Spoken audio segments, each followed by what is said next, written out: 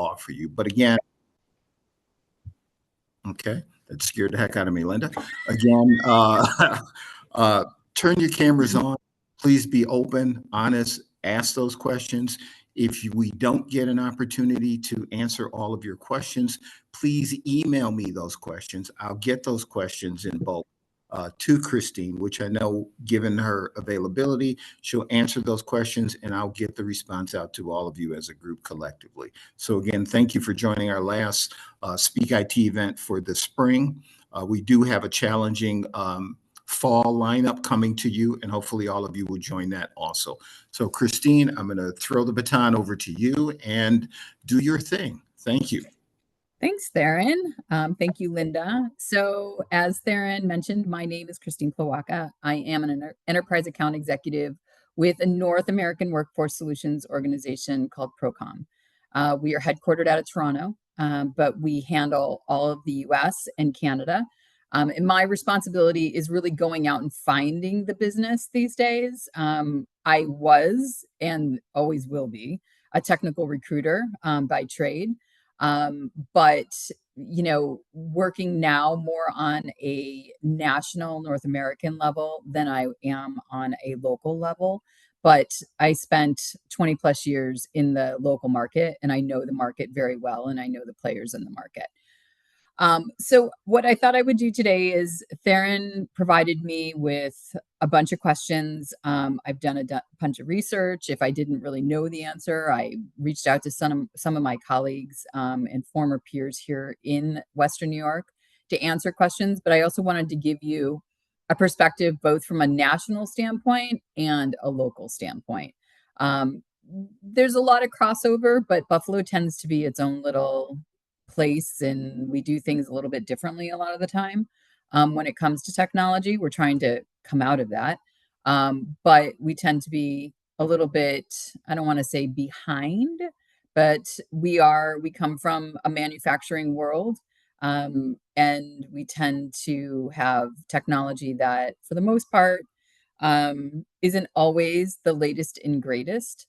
But what I do know is that we are looking to make that change, and that change is happening currently. So I will start by answering some of the questions that I was sent. If you have questions, I don't use Zoom a lot. If there's a raise your hand, if Theron and Linda, if you can just let me know if somebody has a question, I'll stop and they can answer. All right, so one of the first questions that I received was most in-demand skills in IT and cybersecurity, both I looked at both the national and Buffalo market. So from a perspective of IT support and infrastructure, really the skills that are going to be the most important are going to be troubleshooting and customer service skills. It's not only about your hard skills, meaning your technical skills. It's really about how people perceive you and how you put yourself out there from a standpoint of customer service. As we know, being yourself, being accommodating when you are in a role like that, help desk, infrastructure, whatever it might be, it's very important to have those customer service skills, those people skills. Another one is going to be Windows and Linux administration. That is one. When the Linux side is something we see so much here in Western New York than in most places that I do work in. Linux is just one of those technologies that has stayed the time. Any kind of networking fundamentals, anything that you are learning in school is going to be very important from a fundamental standpoint. Cloud platforms.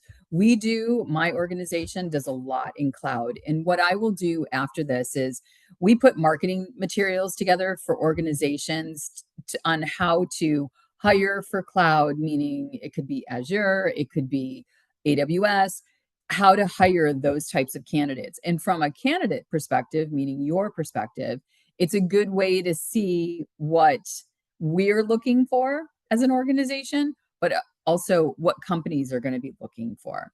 And after this, I'll make sure to I'm going to make a note.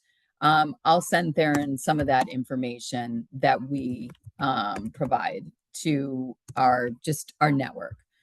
And then there's always scripting, PowerShell, Bash, etc.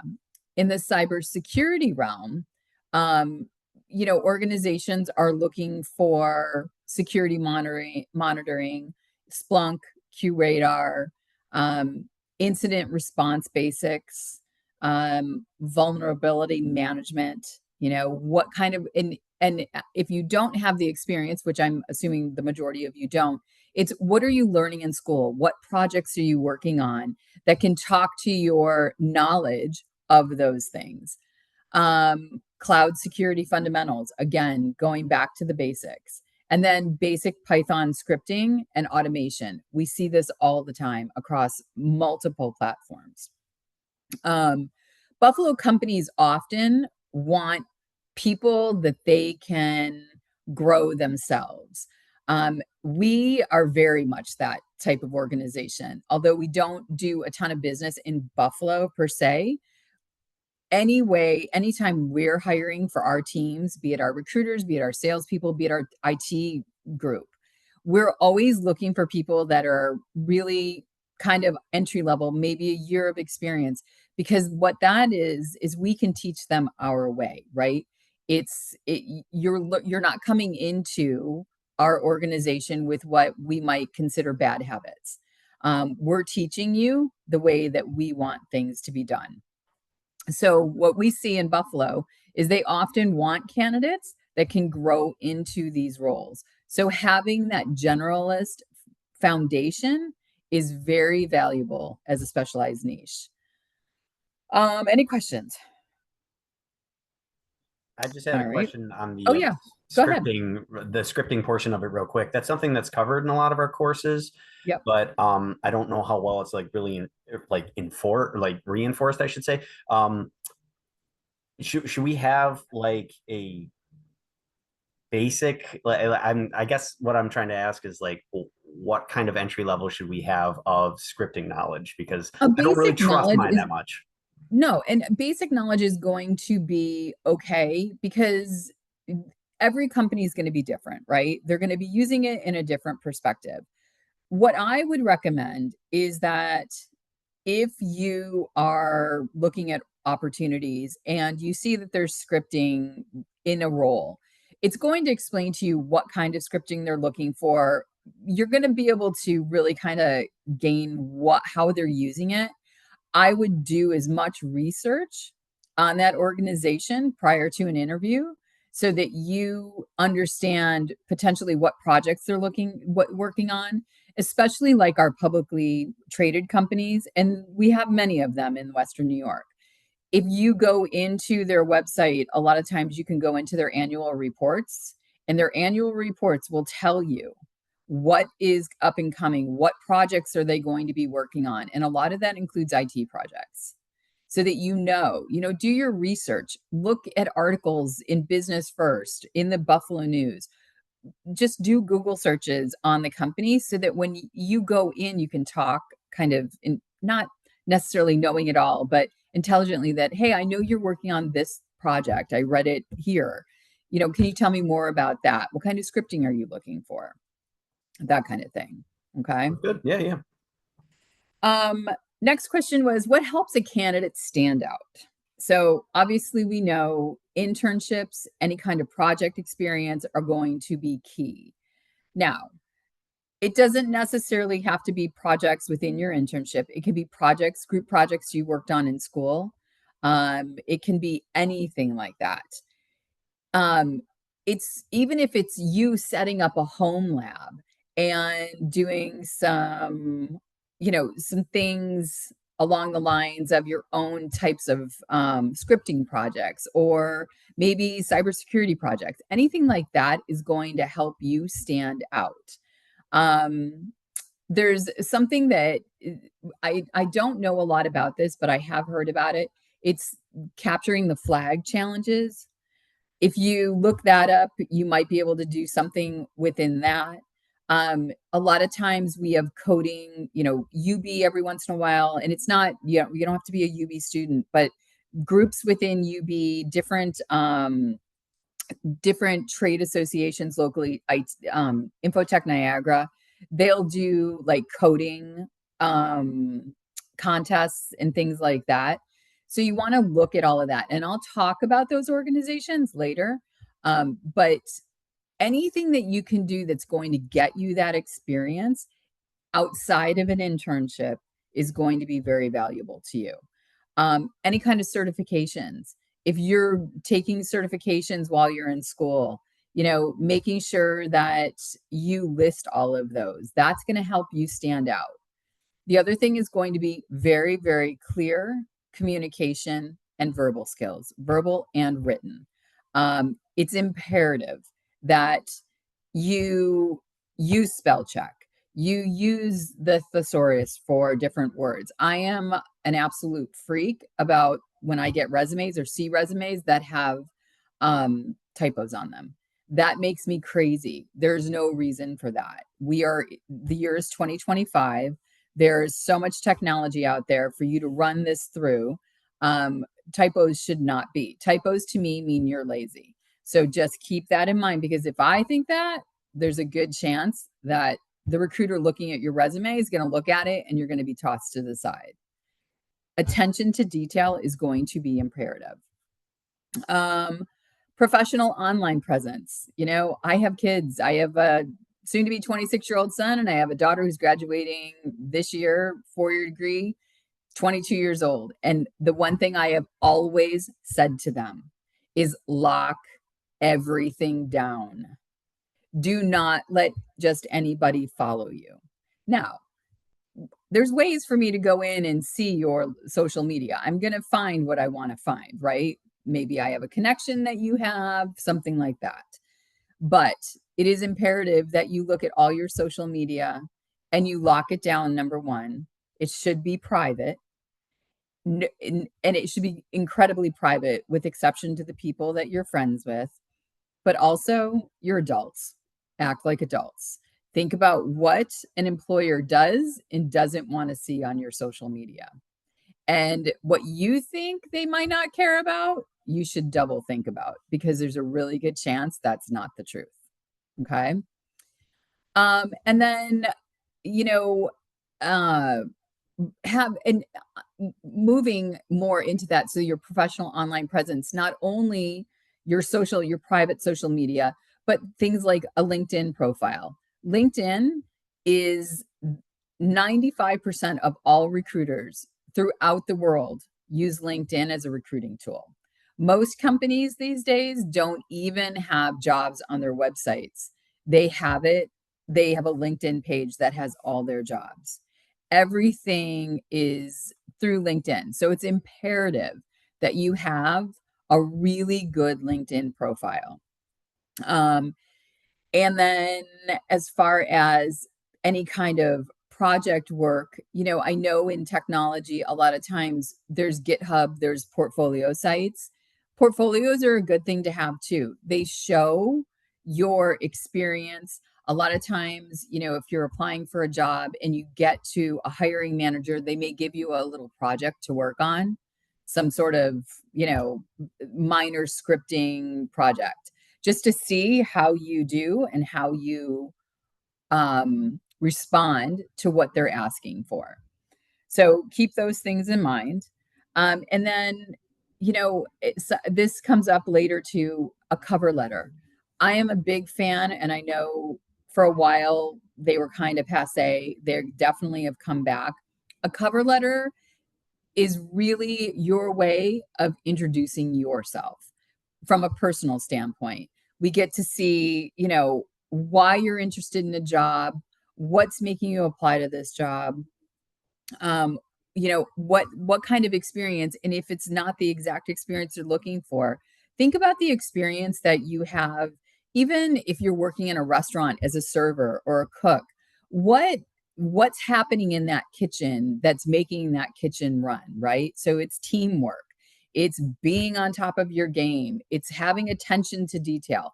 Those are all things that are going to be very important to talk about if you have them. Any other questions in regard to what's going to make you stand out? Okay, going once. Oh, Dondre. Quick question. Sure. So does it matter about the type of projects that you have on your resume? Or like, do you think it would be better to have a diverse portfolio? So like, let's say like if you're working in data and you only analyze so recently I've done a project like a semester or two ago about an Airbnb data set. It was a very complex data set. That's the only project I got on my resume right now, only dealing with housing. Do you think I should diversify my projects and go for a different route? Or do you feel like I should just stay within the same relating field? And do you think that would help me with job searching too as well? I think there's two answers to that. I think diversification is always a good thing, right? But you don't want to diversify too much. You want to make sure, you don't want to come in like, oh, I've done all of this. It's nice to be able to have a little bit of diversity, but maybe within the same realm, right? So the same area. If you could take that project, that Airbnb project, and kind of expand upon it. We did, I was working with data sets. This is what I was doing, but I also dabbled here and I dabbled over here, and maybe talk a little bit about that as well. The fact that you have a project, as much detail that you can put, not necessarily in your resume, I would say put together a portfolio. Okay. And maybe break the project down into different areas and then be able to speak to those areas. And that's maybe where your diversification comes in. Does that answer your question? Yep, it definitely does. Thank you so much. Yep. All right. So in the tech job market, what are the trends to be watching? AI and automation. I use AI every day. Everything I do has AI attached to it. From a recruiting standpoint, we are very, very AI driven from as an organization. Our recruiters use AI on a daily basis. Our salespeople use AI on a daily basis. I am constantly running through things through ChatGPT, not necessarily from an information perspective, but cleaning things up, making it sound better. So AI and automation is absolutely the future.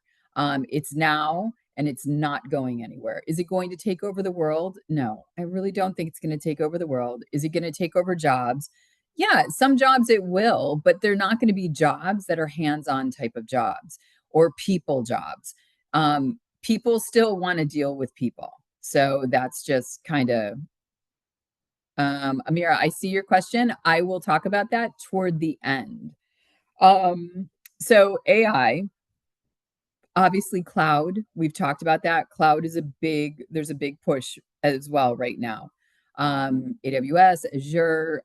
So I think that if any experience you can get within cloud is going to help you. Cybersecurity, they say there's a talent shortage. I would think that maybe there is, and I can send some information on that as well. I think that there's more demand from a perspective of companies looking for cybersecurity help. With all the breaches and everything that's happened over the last couple of years, I think it's very important for companies to have the expertise in-house. Zero trust security models. In Buffalo specifically, you're going to see growth in healthcare, especially healthcare tech, banking and finance. I mean, look at who our big players in the area are, right? And then defense contractors. I will tell you, I sat at Moog and ran their contract workforce program for 5 years back in the late 2000s through 2012. And their IT department may have been at that time 30 people. It is probably 5-6 times that now. It's become such a push for IT because IT drives everything, right? Especially with security issues and everything that is happening in our world. So, keep open to those types of organizations too. And we do have a ton of defense contractors in the area. I'm sure there are companies that you've never even heard of that sit here. So just keep an open mind. Are companies still hiring? Are companies hiring students still finishing degrees? Yeah, I absolutely think they are. Obviously, internships and co-ops are going to be a big, something that's going to be big for you guys. For full-time roles, they will consider students as long as the students, you're taking your classes in the evening, or you're taking them outside of normal business hours. There are companies, though, depending on the work that you're doing, that will flex to your work schedule. And obviously, in the last couple of years, we've seen a lot more flex than we ever have. But with that said, we're also seeing kind of a shift, not back to the way it was prior to COVID, 100%, but I would say hybrid is becoming much more acceptable and what companies are looking for. And you should be open to that as well. Let's see.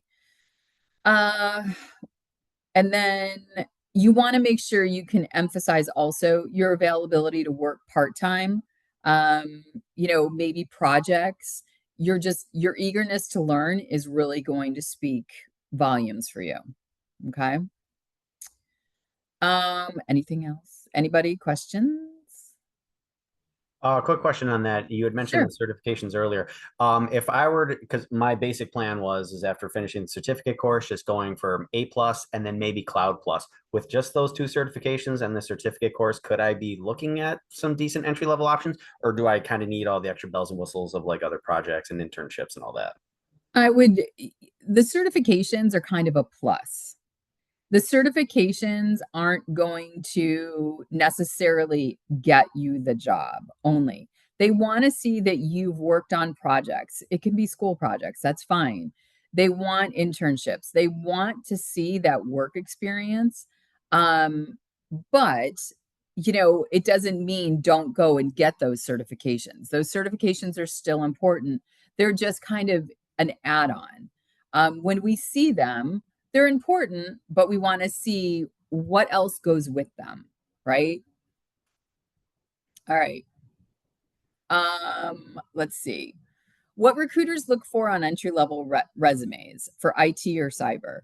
So they definitely want a technical skills program or technical skills area. So at the beginning of your resume, what classes have you taken? What technical skills did you learn in those classes? They want the languages and certifications. So you want to make sure that all of that is included on your resume. When I did my daughter's resume, what I did was I put the classes that I felt from a business perspective were going to be important. So I did a classes taken section. I don't know what I called it, but it was something similar. And I listed the classes that she had taken that were specific to business or accounting that I knew, an employer would want to see, that she has some sort of fundamental experience in these areas. Any internships or hands-on projects, you want to list those, and you want to list them as separate from an actual job. You could list an internship in your employment section, but you want to make sure you call it out as an internship or a co-op.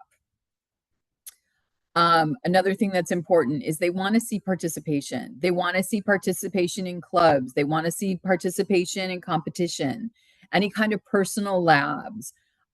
We'll talk a little bit about outside networking in a little bit, but they want to see that you are doing everything that you can to get as much experience, both classroom and kind of real world, getting out there, putting yourself out there experience.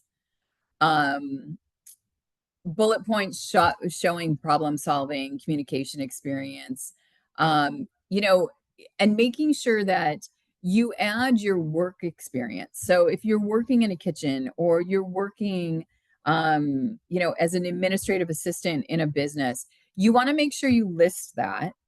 And in your head, what I would tell you is think outside the box. What are you doing that might relate back to the job description? Not necessarily from a technical standpoint, but whatever other skills they're looking for, right? So from an admin perspective, you might be running calendars. You might be, you know, that's going to show attention to detail. It's going to show that you're organized. So you want to really think outside of the box when you're putting your resume together. And then the other thing that you want to do is each resume should be tailored to the job description. So we always tell people looking for a job is a full-time job. So it's imperative that you look at the job description and you answer each bullet point like it's a question. And you're asking yourself, okay, do I have this experience? If I do, how do I have this experience? And you want to make sure you're using the same words that they're using, because everybody calls different things different things. Use the words that they're using. I'm not saying lie, do not lie, don't lie, you will be caught. But make sure that you're tailoring your resume to a job description. Just don't have one resume that you throw at every job. That's not going to get you anywhere, I promise you. And then a very, very clean, simple layout. You know, don't overthink it. Don't use a lot of fluff. Don't use a lot of fluffy words. Don't make it pretty. It doesn't need to be, you know, pretty. It should have your name, your email address, and your phone number, and then your experience. Okay. Any other questions regarding this? All right, moving on. Hello? Oh, okay. So some common mistakes on resumes: listing too many soft skills, you know, team player, detail oriented. Those are, we don't need to see a ton of that. Leaving out tech keywords relevant to the job description. Okay, I just said that. Typos, bad formatting, inconsistent fonts. It's very, very, very important that you have attention to detail. If you don't, that's your resume is a reflection of you as a person. And if it doesn't look good and it's all over the place, me as a recruiter looking at it, it's going to think, okay, yep, this person is all over the place. They did not take time to look this over. They don't care. And that's a red flag. So please keep that in mind. Making it too long. This is where I struggle. If you have the experience, you need to put the experience on there. In a case of an entry-level resume, probably 1 page is enough. But if you've had an internship and you're working while you're doing that internship in another type of job, I want to see it on there. I want to know that you can multitask, that you are doing everything you can do to get yourself to the next place. So 1 page for sure, depending on your experience, potentially 1.5 pages to 2 pages. Keep in mind, we don't necessarily, nobody's printing off it's not 1999 anymore. We do everything through email and electronic. So the number of pages isn't as important, in my opinion.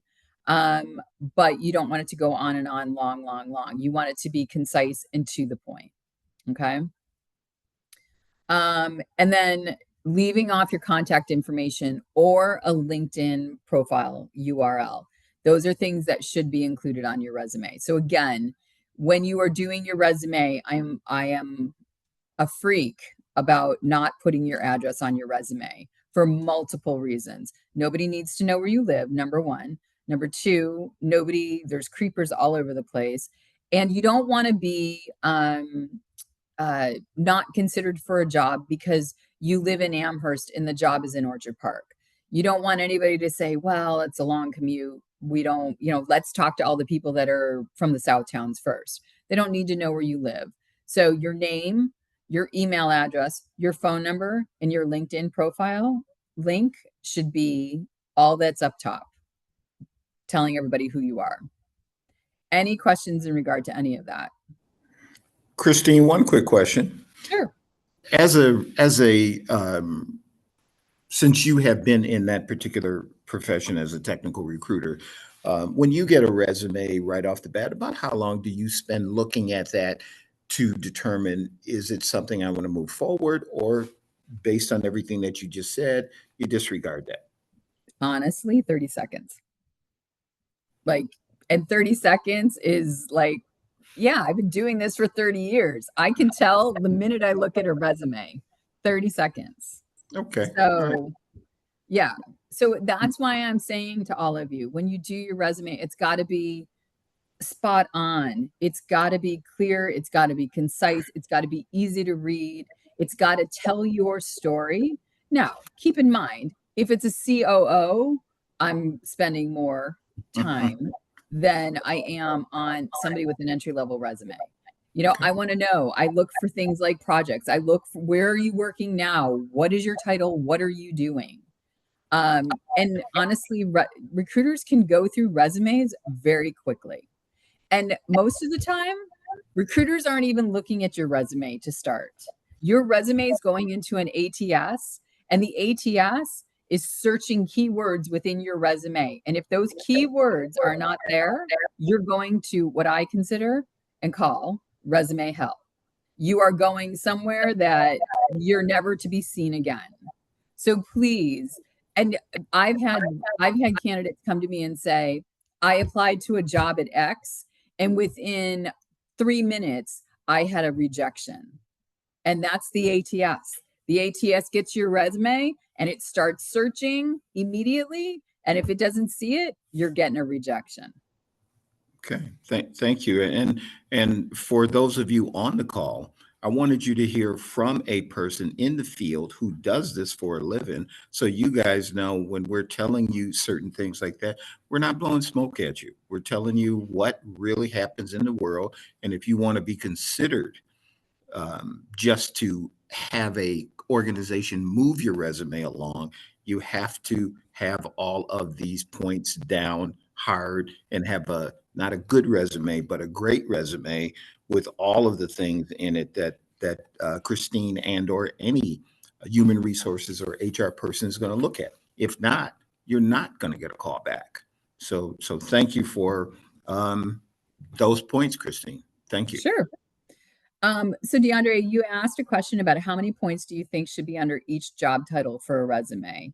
How do we capture the keywords of a job we're looking for to bypass the ATS system? Well, you're not going to bypass it, but you're going to get through it, right? So there's no bypassing there. It's a necessary evil. As far as how do you capture the keywords from the job description? You look at the job description, and if it's looking for AWS cloud or Azure cloud, and you have that experience, you better be calling it exactly what they're calling it. Okay. The other thing is, how many points do you think should be under each job title for a resume?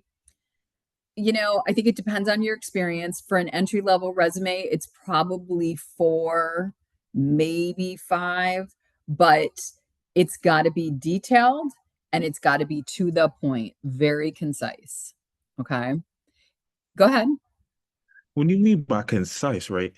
We're talking about like a sentence. Are we talking about like presentation? You know, like when you give a PowerPoint presentation, they do the 5x5 rule. Are you looking for something as short as that, or can it be as long as a sentence to 2 sentences? What do you think is the best? It can be a sentence to 2 sentences per bullet. You know, one of the things that I do, so I help a lot of, obviously, I'm always helping people with their resume. And what I will do is I'll run things through ChatGPT, and I'll ask ChatGPT, here's what I wrote, make it more concise, make it more detailed, make it to the point. And ChatGPT is your best friend. I'm telling you that right now. It is a great tool to use when you are doing your resume. It'll help you reword things. It'll help you make it sound better. You tell it what you want it to do and it does it. So I love it. Any other questions? No? Okay. I got a Um, question. Sure. My question was, so is using AI a good thing on a resume, or would it be a red flag to someone that's looking to hire you? Because I feel like sometimes ChatGPT could make it sound like it's too professional or too Right. detailed. Yep. I get that.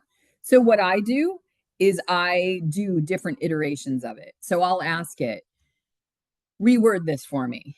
And then it rewords it. And then I'll read it through and I'll say, okay, make it more informal, not necessarily informal, but just more general, more, you can ask it to make it more professional. You can ask it to focus on different areas of what you just said. I would not say, ChatGPT, build me a resume. I would build that resume first. And then as I'm writing, I'm saying, okay, well, I don't like the way this sounds. Let me throw it into ChatGPT and see what ChatGPT says. And what they'll do is they'll just make it sound better, more to the point, more like focused on exactly what you're looking for it to say. So you want to make sure that you're writing your resume and you're putting the truth into your resume. And then what ChatGPT is really doing for you is it's cleaning it up. It's more of a spell check thesaurus, like on just on, I don't even know what to say. Like it's over the top, but it cleans it up and it makes it look really just easy to read, and more precise. Does that help? Yeah, it makes sense. Thank you. Okay. Christine, just to add to what you said, remember, these are tools. Right. They're here to help you. They're not here Right. to for you. Because at the end of the day, this is something that if you're speaking to a company about a job, you have to be able to articulate the content of that document. And if you let a system spit it out for you, you're not going to be able to speak that way, Right. and people will see through that. So you've got to be able to build something that you could maybe give a person a piece of paper, but you're still able to articulate that in verbally, because you may not know how much time you have to spend with that person. If it's an elevator pitch that you've got 2 minutes to provide to an executive, you've got 120 seconds to spill your piece in order for that person to have an interest in even wanting you to come back for a conversation. And if you can't do that in 2 minutes, you don't expect someone to spend a lot of time looking at the paper. And as Christine said, she spends 30 seconds looking at a piece of paper. And if that's what the amount of time she spends, move it up a level. Another person considering you for a job is probably going to spend about that same amount of time knowing that they're going to have to interview 5, 10, 15, 20 people for a role. So use these things as tools, and just that they will help you build it, but they're not there to replace you. Right. My And it's absolutely a tool. And what I would do if it's something that you're like, okay, how does this sound? Run it by run it by a colleague, run it by your parents, run it by a friend. Does this sound like me? The information, hopefully, that you're adding to the resume is about you. It's experience you have, but it's how does it sound? Does it sound like me telling this story? And you don't want it to be casual, but you do want it to have a tone to it that is your tone. You want to be able to speak to it in an interview, intelligently. And again, it is a tool. I'm not telling you to use it to do all your work for you, because it's gonna not work for you if that's what you're using it for. So use it as a tool. There's all kinds of different tools out there that you can use, but I do like ChatGPT. It's just easy. It's quick and it gets what I need done. Any other questions in regard to that? All right. So what to expect in entry-level interviews? So there's going to be two parts. There's a behavioral part, and then there's going to be a technical part, right?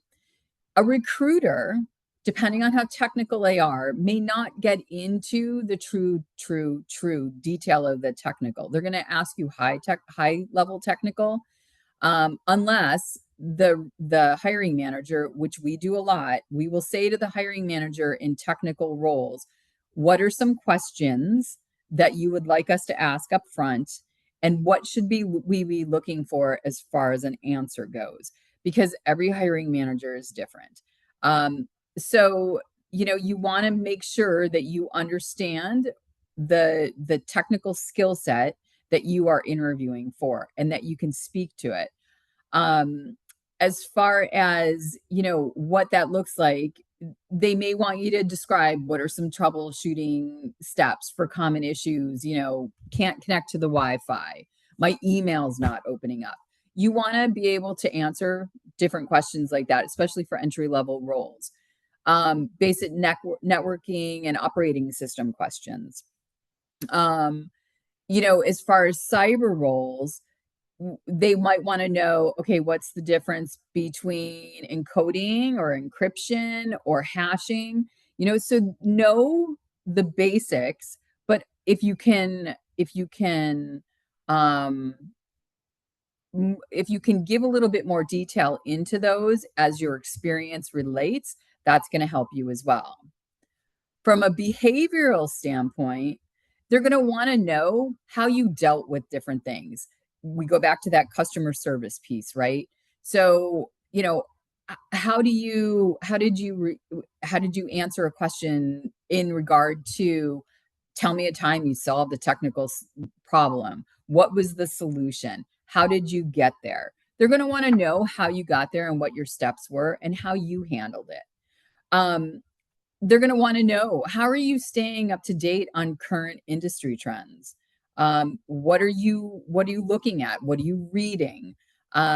So be able to talk to those things. And if they don't ask you those questions, make sure that you come to the table and you can explain, hey, this is how I'm staying up to date on what's happening with technology.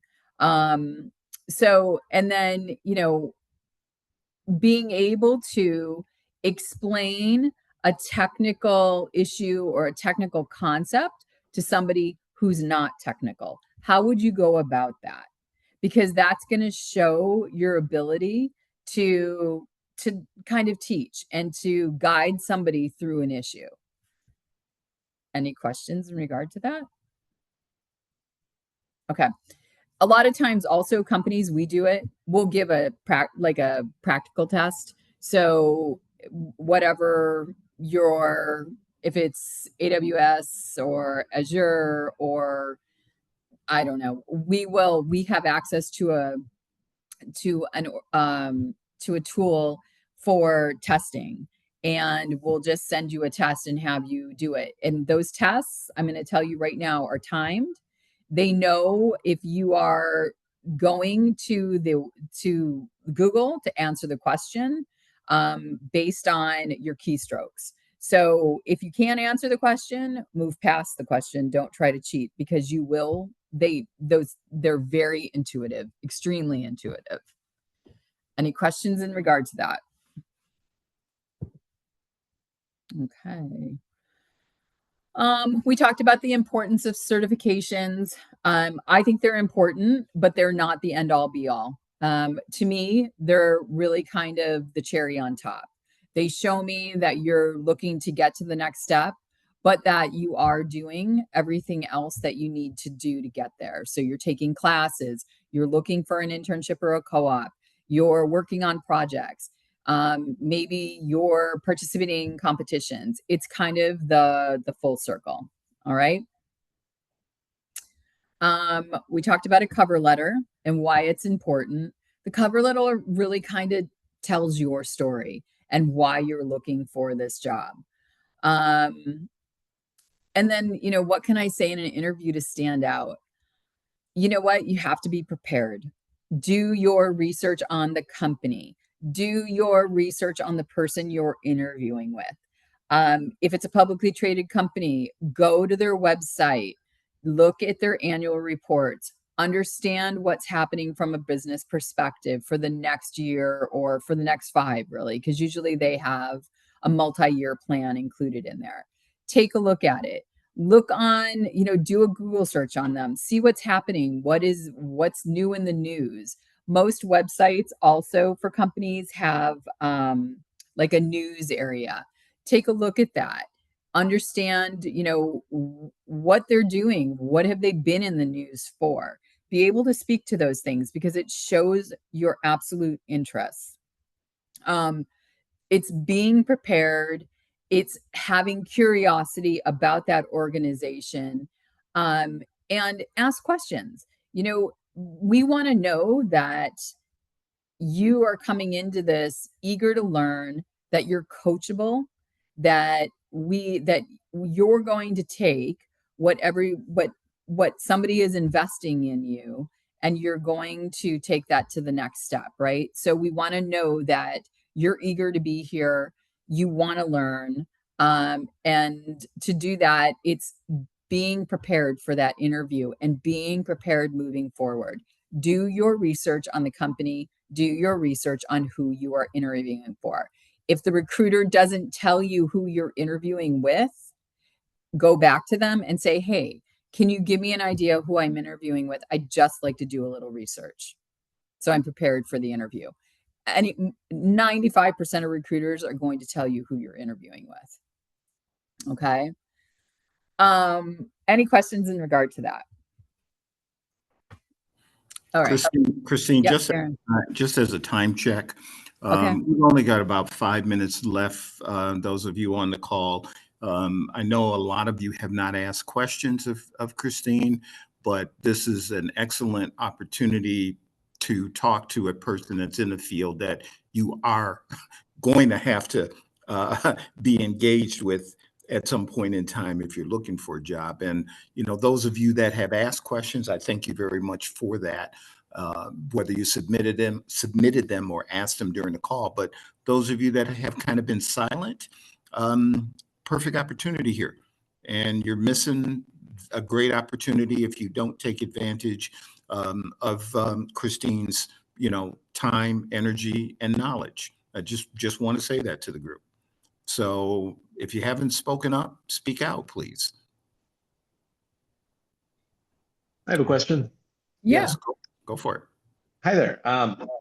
At the stage where I'm writing my cover letter, I've often had trouble figuring out who exactly is the hiring manager, after the software. I can do my best to scour the careers page of the website. I can do what I can, maybe I'll have a connection at the place, but probably not at this stage in my career.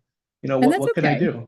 How do I figure out who to address my concerns You to? don't need to, you really don't need to address it to any one person. It can be dear hiring manager. It can be to whom it may concern. I'm very serious. If you don't know who you're applying to, it could be dear hiring manager at M&T Bank. Don't kill yourself trying to figure out who the hiring manager is, because there's a really good chance it's going to be wrong. And you just make it as common and neutral as you possibly can. It's okay. Okay. Real quickly, some of the things. So Amira, you asked the question of how do I create my resume if I don't have any internship experience, volunteer work, or professional experience? So I guess my question to you would be why? And what are you doing to change that? Because you should be out there trying to find work, right? It doesn't matter what kind of work. It shows experience. It shows that you're engaged. Getting an interview, you definitely want to do some sort of resume, and it's probably going to be more education based around your classes, around any projects that you are doing in school. But I would definitely recommend, if you can do anything. It shows that you're out there trying to get experience, not necessarily in tech, but it could be customer service. It could be anything like that to show, okay, we're trying to get to the next step. Is that possible? Yeah. Okay. All right. That's what you're going to do to get an interview. But I think if without that experience right now, you want to focus on school. You want to focus on the classes you're taking.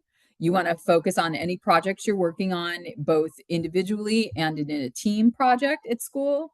And then hopefully, based on that, you can start working toward an internship or a co-op.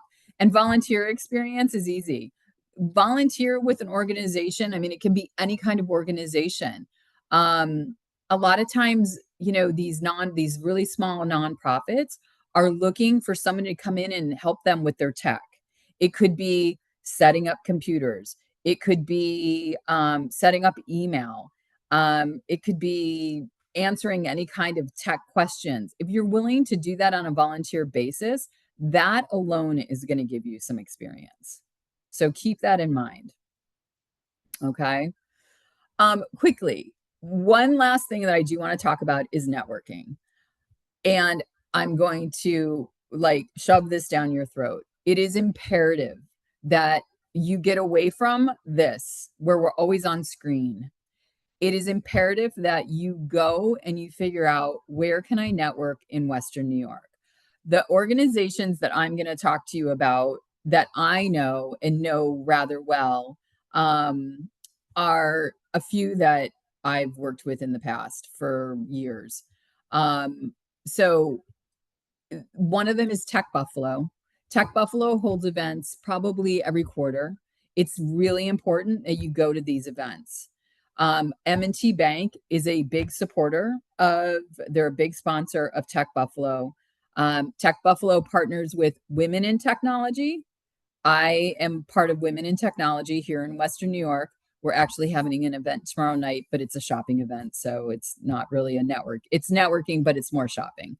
But we do networking events, and it's important that you take a look at Women in Technology in Buffalo, Tech Buffalo, and then there's an organization, I actually ran this organization for about 7 years, called Infotech Niagara.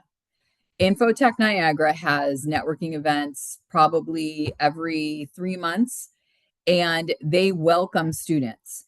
And it's IT companies that come to the table from all over Western New York. It's a great way for you to meet the players that are the hiring managers of your future. Okay. The other one is anything 43 North, the same thing. 43 North, they have events all the time. You should take a look at those.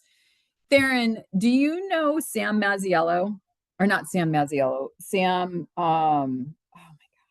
He's with the medical campus. He is somebody that I will connect you with, because Sam is like the heartbeat of tech in Buffalo. He teaches at UB. He is involved in the medical campus, 43 North, Infotech Niagara, and he's constantly advertising events that are being put on. It's a great way for you guys to get knowledge of what's happening in the Western New York marketplace, but also to meet the players.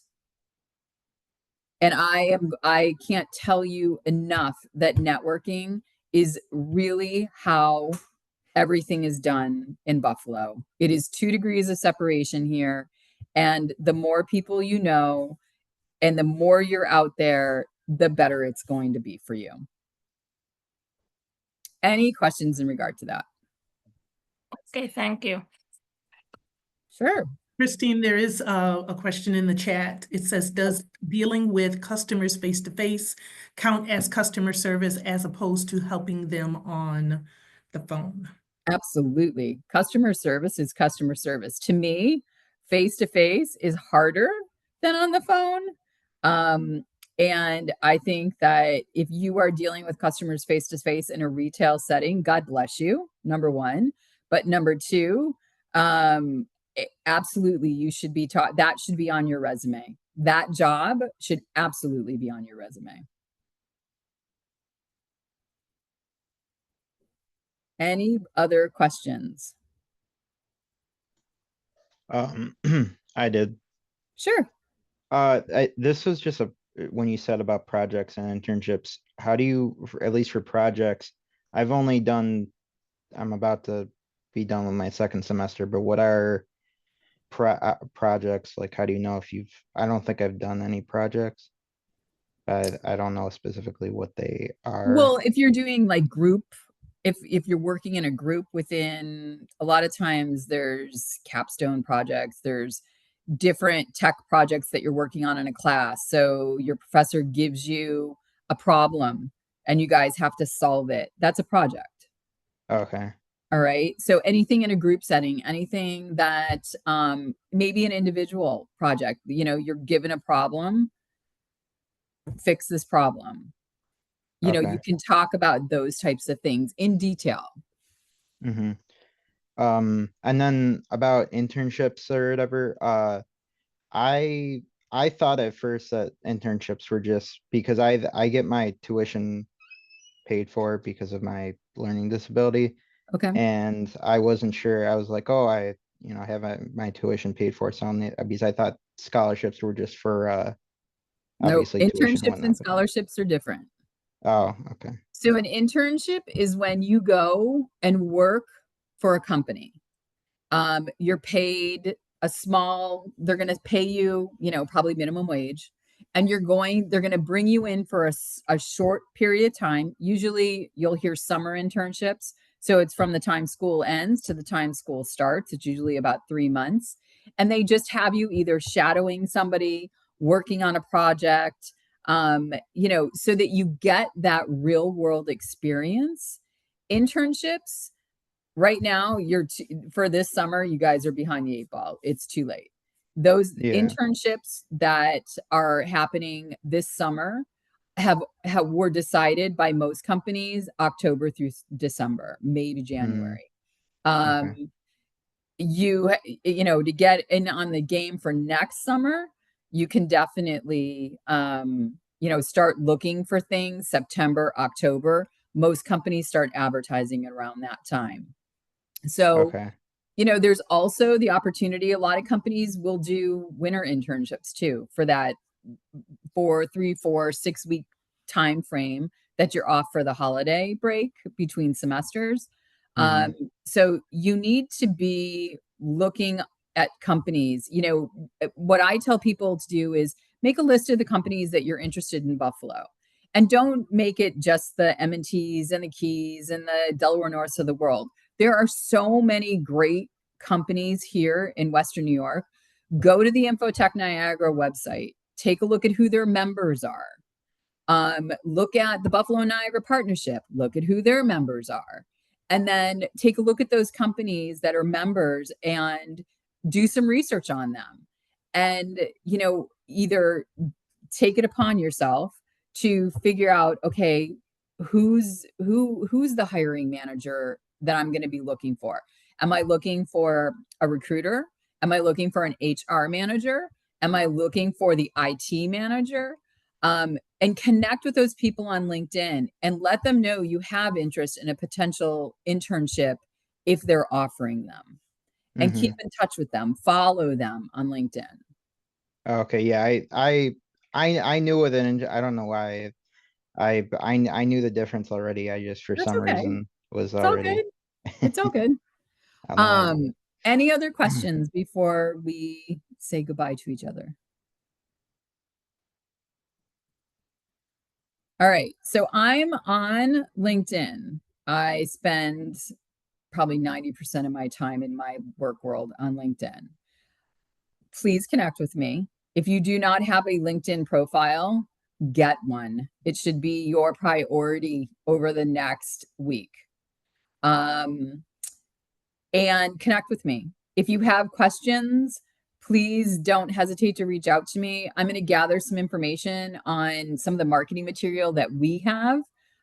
Might help you to understand what employers are looking for, when they're interviewing, how they're interviewing. And I'm happy to answer any questions you guys have. Could you send for us your email? Sure, absolutely. I'll put it in the chat. Thank you. Anything else?